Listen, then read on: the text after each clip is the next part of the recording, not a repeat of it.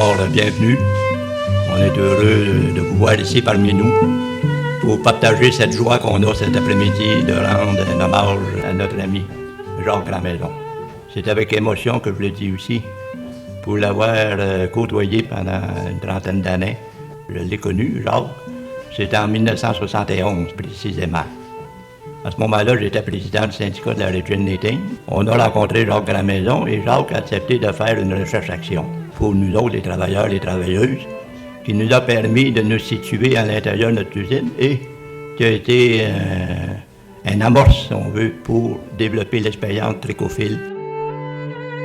En 2018, j'ai eu la chance de participer à une rencontre au Centre Saint-Pierre-Apôtre. C'était Jean-Marc Gauthier qui était ici présent, qui donnait une conférence sur l'œuvre de Jacques Grandmaison. Et c'est à partir de là que ça nous a allumé pour dire de créer le comité des amis de Jacques Grandmaison. C'est pas simplement du passé que Jacques, et c'est encore la grande richesse de ce personnage-là, d'avoir su, durant toute sa vie, avoir ce désir d'être toujours présent pour les sans-voix. Et ça, les sans-voix, moi, c'est quelque chose qui est très important. On vit dans une société aujourd'hui où il y a de plus en plus de personnes qui n'ont pas de reconnaissance suffisante. Et Jacques a toujours été à leur défense. Bonne délibération, que ça puisse faire avancer l'œuvre de Jacques Grandmaison. Merci.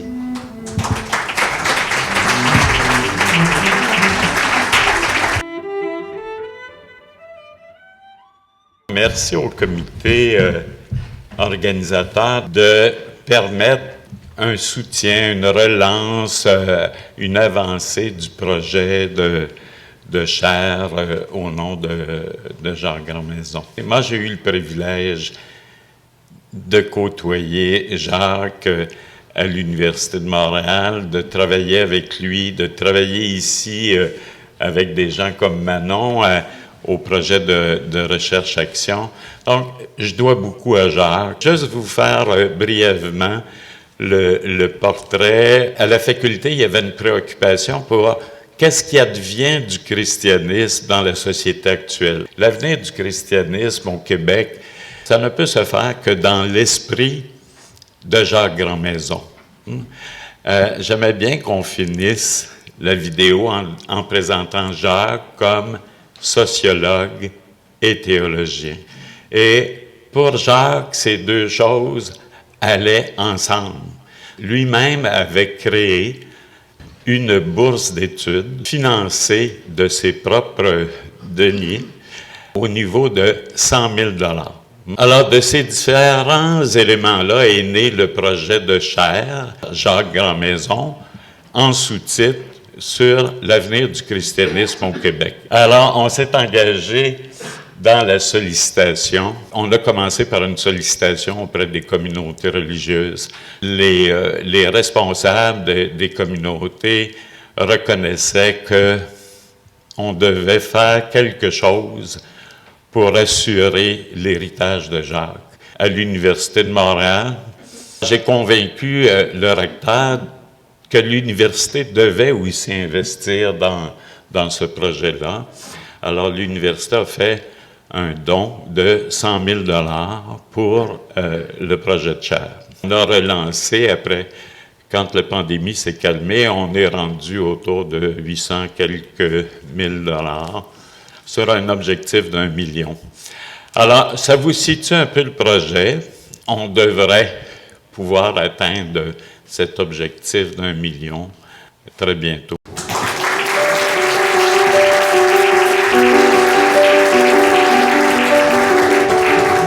Je suis un peu ému ce soir de parler de Jacques Grandmaison, que je regrette et qui m'a beaucoup appris dans un autre ordre d'idée. Récemment, à la radio de Radio-Canada, le premier ministre Legault, François Legault, a avoué que son livre de chevet était « Quand le jugement fout le camp ». Michel David, chroniqueur du Devoir, a écrit la semaine dernière un gros article dans le Devoir en disant que le père Lévesque, qui a créé l'École de travail social de l'Université Laval, Monseigneur Parent, qui a créé le ministère de l'Éducation, et Jacques Grandmaison sont trois membres de l'Église catholique qui ont beaucoup fait pour le Québec. Jacques Grandmaison est cité dans le Devoir, la presse ou le Journal de Montréal au moins 4 fois par année. Je lisais les livres de Jacques Grandmaison, mais j'avais jamais parlé avec lui et je ne savais pas qu'il me connaissait. Alors, En 2008, il m'a téléphoné chez moi, puis il m'a dit, je veux te rencontrer. Je l'ai rencontré à des péchés. Il m'a remis ses 50 livres, puis il m'a dit, je veux que tu les résumes. Alors, depuis ce temps-là, c'est ça que je fais, en particulier dans le journal Le Sentier de Saint-Hippolyte. Pour Jacques Grandmaison, il faut avoir la foi en nous comme peuple, espérer des jours meilleurs et être charitable avec les humains. Pour les plus vieux comme moi, si vous vous rappelez, ce sont les 3 vertus théologales qu'on nous enseignait dans le petit catéchisme. La foi, l'espérance, la charité. Essentiellement, c'est ça, Jacques Grandmaison. Jacques Grandmaison a écrit pour lui qu'il y a un seul grand péché. Il n'y a qu'un péché, humilier l'autre. Alors, toute la question des péchés veniels, des péchés mortels qu'on a appris quand on était petit, là, mais là, ça ne marche plus, ça. Bon. En 1976, René Lévesque, après avoir été élu, l'a appelé personnellement pour lui offrir le poste de ministre de l'Éducation.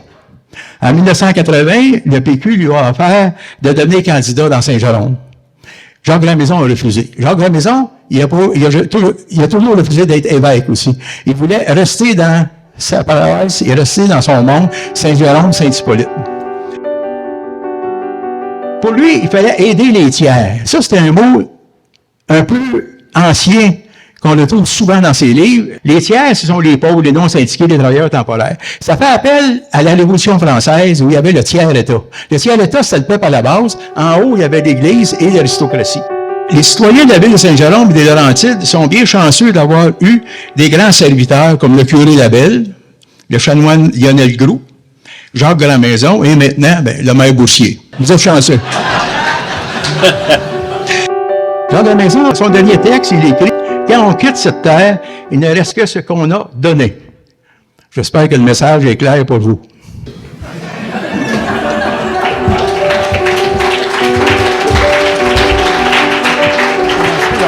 Sans plus tarder. Alors, la première question, en quoi diriez-vous que Jacques Grandmaison a été un prophète et un visionnaire, pour utiliser le mot le plus à la mode aujourd'hui? Alors, il n'y avait pas 30 ans quand je l'ai connu, puis il portait encore la soutane. Moi, je l'ai connu tout de noir vêtu. C'était quelqu'un d'un optimisme démesuré. Il était aussi d'une très grande humilité, ce qui permettait une proximité spirituelle et intellectuelle là, à tout moment.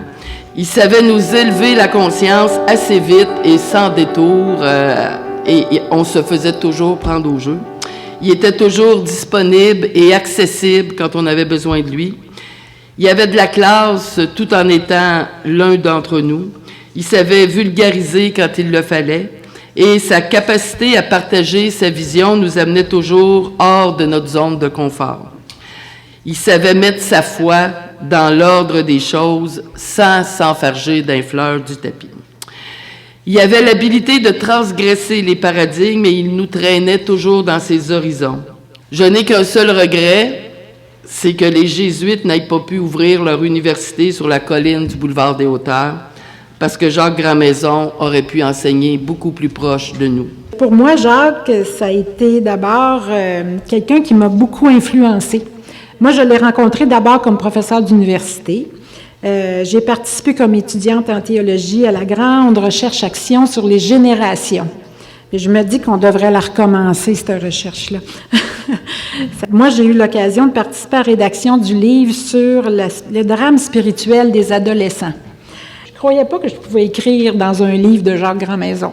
Puis lui, il me disait tout le temps, « Vas-y, Manon, t'es capable! » Puis j'ai réussi à faire quelques pages. Ça a créé beaucoup de confiance en moi. Puis je pense que Jacques faisait ça aussi. Hein?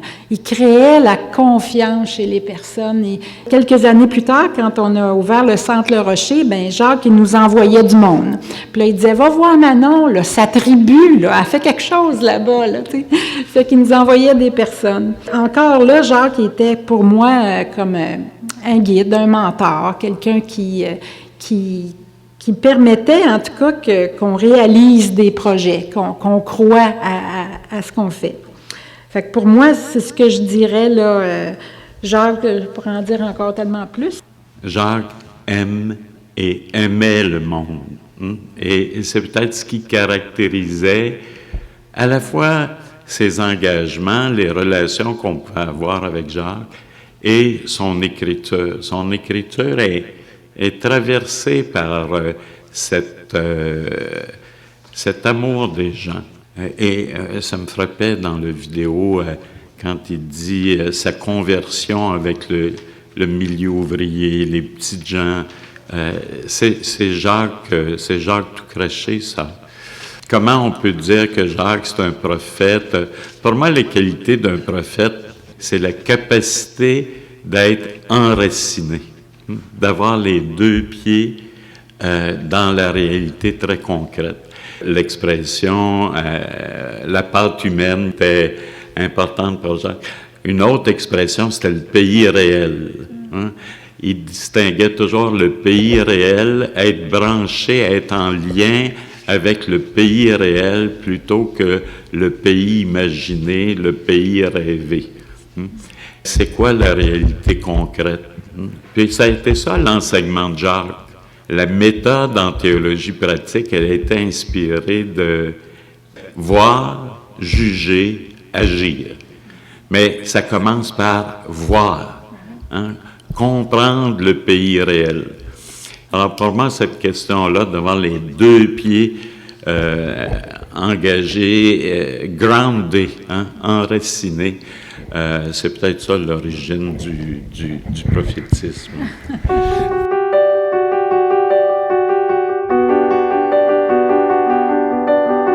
Dans la société d'aujourd'hui et de demain, comment est-ce que les idées et l'œuvre de Jacques Grandmaison peuvent nous aider à comprendre le Québec actuel et les changements qui s'en viennent? En d'autres mots, est-ce que Jacques Grandmaison peut être une solution, un outil ou un soutien pour bâtir l'avenir? Je ne sais pas si c'est les idées de Jacques. Pour moi, ce n'est pas tellement les idées de Jacques, c'est la façon de faire. La méthode de la JOC, voir, juger, agir. Ça a été le travail qu'on a fait avec Jacques, d'initier les étudiants à une méthode de travail, à une façon de regarder le monde. Si on réussit encore à transmettre ça aujourd'hui, on va être des bons héritiers, des bonnes héritières de Jacques.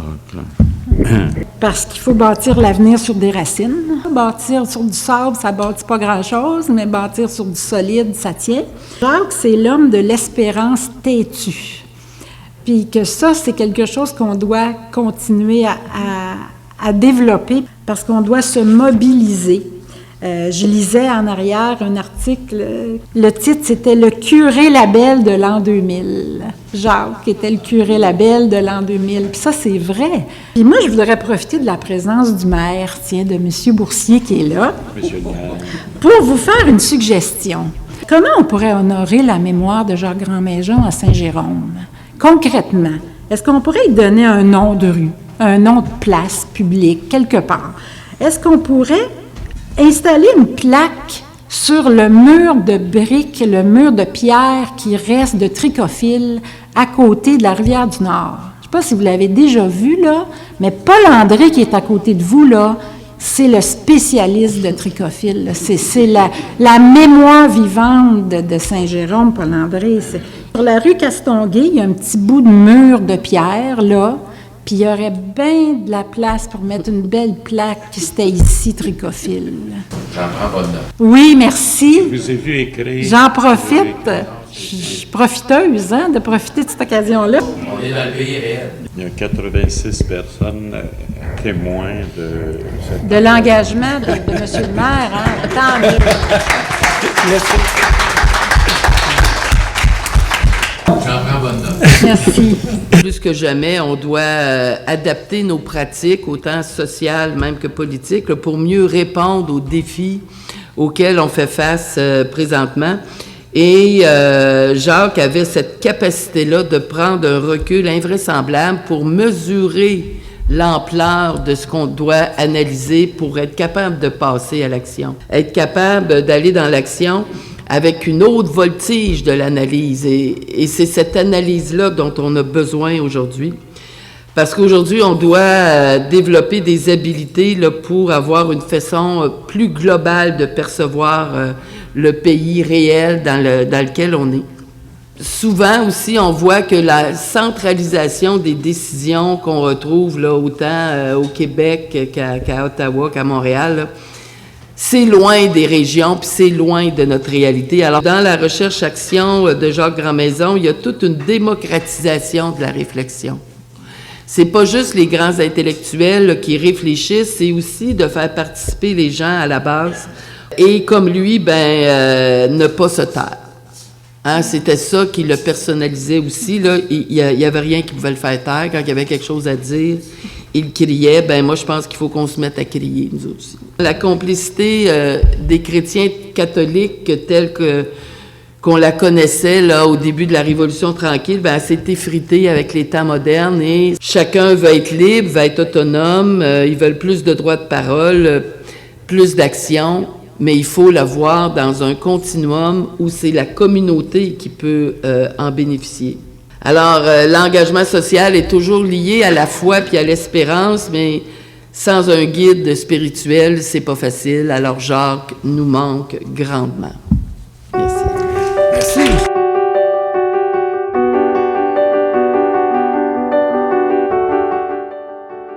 Et nous arrivons à la troisième question, la plus facile. Là. Vous avez évoqué un projet de chaire pour pérenniser l'œuvre et favoriser la transmission aux générations futures. Je comprends qu'une chaire, c'est comme un groupe d'études et de recherche dirigé par un professeur. Mais soyons plus précis. Qu'est-ce qu'un professeur ou un étudiant d'aujourd'hui peut trouver de pertinent dans l'œuvre de Jacques Grandmaison pour oser consacrer 2 à 3 années de sa vie à faire connaître et approfondir ses idées? Ou encore, et pourrait-il avoir des retombées pour nous ici à Saint-Jérôme et dans les Laurentides? Vous savez, sur les licences des voitures, là, c'est écrit « Je me souviens ». Eh bien, les immigrants avec qui je travaille chaque jour, eux autres, ils pensent qu'il faut se souvenir du numéro de licence. Je m'en souviens, si on me le demande, je le sais par cœur. Je me souviens d'un leitmotiv là, qui a animé Jacques Grandmaison. Puis je me souviens que la chrétienté sous-entend est à l'écoute de l'amour qu'on peut avoir pour l'autre. Jacques Grandmaison a fait la preuve que l'autre, c'est la source. L'autre, c'est le but et c'est la destinée aussi dans la chrétienté moderne. Alors la recherche-action que Jacques a répandue, c'est d'aller à la rencontre des personnes qui sont en souffrance pour les rassurer, les calmer et surtout pour les écouter. Alors, je me souviens d'un homme qui a donné sa vie pour soutenir le développement d'une société laïque engagée, ouverte, inclusive, active et sans repos. Je me souviens d'un homme d'ici qui a toujours crié à l'injustice comme un droit incontournable, qui nous a appris la noblesse d'être au service de l'autre. On a à l'Université de Montréal un des plus grands spécialistes dans le monde sur l'intelligence artificielle.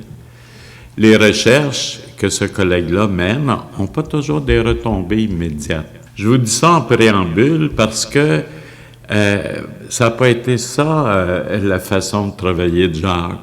Le travail de Jacques, ça a été un travail ancré sur les réalités de la société de Saint-Jérôme, mais pas uniquement de la société québécoise en général. La théologie pratique, comme son nom l'indique, ce qui le préoccupe, c'est la pratique. Et le lieu de départ de la théologie pratique, c'est la pratique. Et le lieu d'atterrissage de la théologie pratique, c'est la pratique. Et ça, c'est du Grandmaison, partir de la pratique pour atterrir dans la pratique. Alors, qu'est-ce que va apporter une chaire? Ce que je souhaite, c'est que cette chaire-là permette la transmission d'une façon de voir, de juger et d'agir, de faire du Grandmaison. Pas de répéter du Grandmaison, mais de faire du Grandmaison dans la façon d'aborder les sujets. Et pourquoi faire ça sous le parapluie d'une chaire? Les étudiants qui réussissent à mener à terme leur projet d'études, c'est ceux et celles qui sont bien financés. Deuxièmement, on se dit, oui, mais la recherche, des profs, c'est payé pour faire de la recherche. Oui, puis il y a des organismes subventionnaires pour soutenir la recherche. Je peux vous dire d'expérience que la théologie, c'est pas ce qui est financé de façon prioritaire par les organismes subventionnaires. En quoi Saint-Jérôme va y trouver son profit? Une chaire, ça a un conseil d'administration. Il va y avoir des gens de Saint-Jérôme sur ce conseil-là. Les gens qui vont être au conseil de cette chaire-là puissent faire écho aux besoins de la société d'ici. Quand on a commencé le comité des amis de Jacques Grandmaison, on a fait la soirée à l'université en 2019 pour commencer à mousser un peu l'idée de faire mémoire, d'honorer la mémoire de Jacques. Et ensuite est arrivé les téléphones de l'université pour pouvoir s'impliquer dans la chaire, le développement de la chaire. Moi, ça ne m'intéressait pas, la chaire, vraiment, là. Plus à connaître, à découvrir ce que ça voulait dire vraiment, là, on est allé chercher qu'est-ce que ça va amener à Saint-Jérôme. Tu sais, parce que Jacques, c'est ici qu'il a été, c'est ici qu'il a vécu, c'est ici qu'il nous a marqués aussi. Donc, de se présenter puis de faire partie de cette chaire-là du développement, c'était d'aller tirer la couverte de notre bord aussi. C'est pour ça qu'on s'est impliqué, puis c'est pour ça que l'équipe du comité s'implique. Beaucoup de projets possibles qui pourraient aboutir sur des belles réflexions et des changements pour notre ville. Tout le monde cherche, tout le monde cherche à trouver des solutions sociales, économiques, environnementales, humaines. Donc, je pense qu'on pourrait recommencer à réfléchir avec Jacques, justement avec la méthode de Jacques. Alors moi, je me pose la question, qu'est-ce que Jacques aurait fait aujourd'hui? Qu'est-ce qui le scandaliserait? Fait que c'est ça que je me dis qu'on devrait se poser comme question.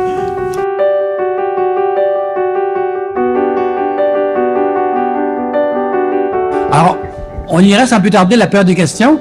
Comment est-ce que le projet qu'on veut mettre de l'avant va toucher aussi Saint-Hippolyte, par exemple? Dans quelle mesure est-ce qu'une chaire comme ça peut s'étendre à plus large qu'une ville? Je crois qu'avec l'équipe des conseillers municipaux qui sont là, avec les gens de la communauté, les organismes communautaires aussi de Saint-Hippolyte, il y a moyen de soutenir ces gens-là puis de les amener à participer à la réflexion qu'on va mettre en place. Moi, je voudrais juste soumettre à votre attention que si on voulait être fidèle aux intuitions, au travail de Jacques, je pense qu'on ne devrait pas le limiter exclusivement à Saint-Jérôme ou à Saint-Hippolyte, mais aussi à des enjeux de société qui nous concernent tous. Mais soyons conscients qu'une chaire comme celle-là porterait des problématiques sociales qui débordent nos patelins respectifs, là. Comment réussir à ne pas dissocier dans les actions l'ensemble de ce qu'était la personnalité de Jacques Grandmaison? Quand j'étais sociologue avec nous autres, Jacques, moi, j'ai pas de souvenance. J'ai parlé une fois, fait référence à Dieu. Pourtant, il croyait. Mais à travers ses actions, on se découvrait, soit comme pratiquant ou non pratiquant, mais on retrouvait ces grandes valeurs-là comme telles à ce niveau-là. J'espère qu'on va trouver la façon de faire de ne pas travailler en silo. Ça, c'est terrible là, à ce niveau-là par rapport à ce qui était Jacques Grandmaison. Donc, si vous avez déjà des réflexions, ça c'est intéressant. Merci. La méthode théologique auquel Jacques a participé est inspirée du voir, juger, agir de l'action catholique. L'observation, l'interprétation, l'intervention et la prospective. Mais dans ces différentes étapes-là, l'observation, c'est pas juste l'observation religieuse, c'est l'observation sociale, culturelle, religieuse d'une situation particulière. L'interprétation, c'est pas juste l'interprétation théologique, c'est l'interprétation théologique, sociale, éventuellement économique, politique d'une situation donnée. On peut pas dissocier les aspects théologiques, sociologiques, humains, culturels. Je comprends votre préoccupation, mais on trahirait l'esprit de Jacques si on travaillait une formation qui n'était pas intégrée, là. Je pense que dans la réflexion vers laquelle on doit aller pour répondre à nos besoins contemporains, il y a une forme de spiritualité qu'il faut qu'on développe. Constituer une société, une communauté, il faut que cette communauté-là ait une certaine des valeurs avec des assises qui ont des racines dans notre histoire. Et moi, je pense que de réfléchir avec la méthode Grand Maison, c'est de réfléchir avec toutes les options qui viennent, avec nos références culturelles, mais aussi notre projection de ce qu'on veut comme société. Merci. Alors, on va devoir écourter un peu notre panel réponse parce que l'heure avance. Hein?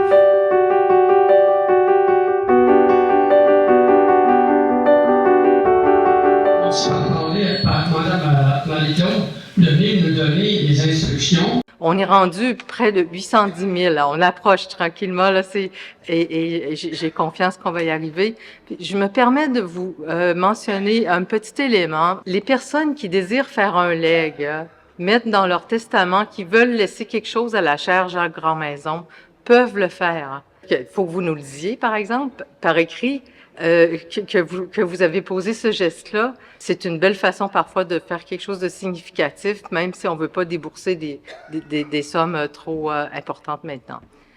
Pourquoi la cible de 1 million? Parce que tant et aussi longtemps que le 1 million n'est pas atteint, on ne peut pas mettre en marche cette... Des bourses, on en donne quand même depuis quelques années parce que Jacques Grand Maison avait démarré lui-même un fonds de bourse pérenne d'une centaine de mille dollars. Alors, donc, chaque année, il y a toujours au moins une bourse. Maintenant, le million, comment ça fonctionne? Le 1 million, ça veut dire qu'on le dépense pas. C'est placé et grosso modo, 1 million, ça rapporte à peu près 40 000 dollars par année qu'on peut dépenser en termes de bourse. C'est une règle de fonctionnement de l'université. L'université, pour créer une chaire, le minimum pour créer une chaire, et encore une fois, c'est l'université qui impose ces règles-là, l'objectif, c'est 1 million.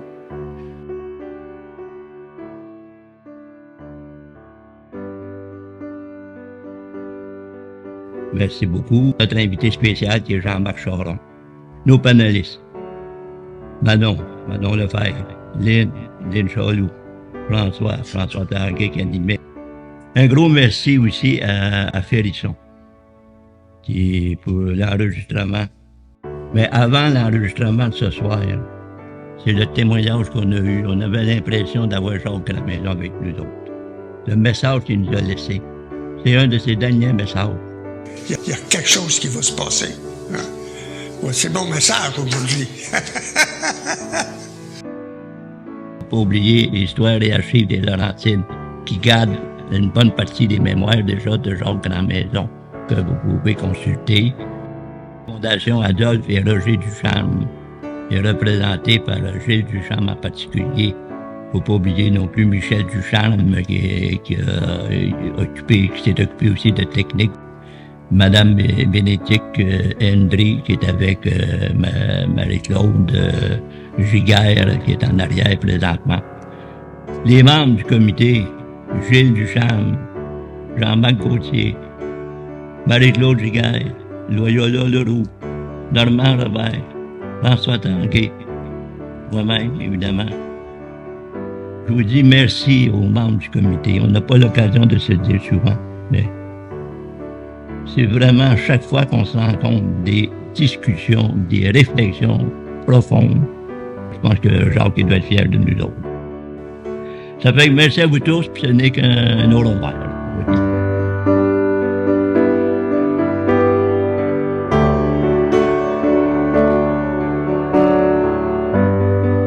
Donc, M. Jacques Grand Maison, c'est quoi votre titre? Je n'ai pas de titre, moi. Okay. Ah, les titres, les maudits titres, de Monseigneur, ça m'a moyen en mon petit. C'est ça, hein? Moi, je ne suis pas un clérical, je suis laïc. Particulier, ça veut dire le monde avec le monde, puis pour le monde. Alors moi, c'est là, je suis... OK. On va mettre Jacques Grandmaison, sociologue. C'est ça. Théologien et sociologue. Théologien Et et sociologue. ouais. Ça va aller, ça? Oui, oui,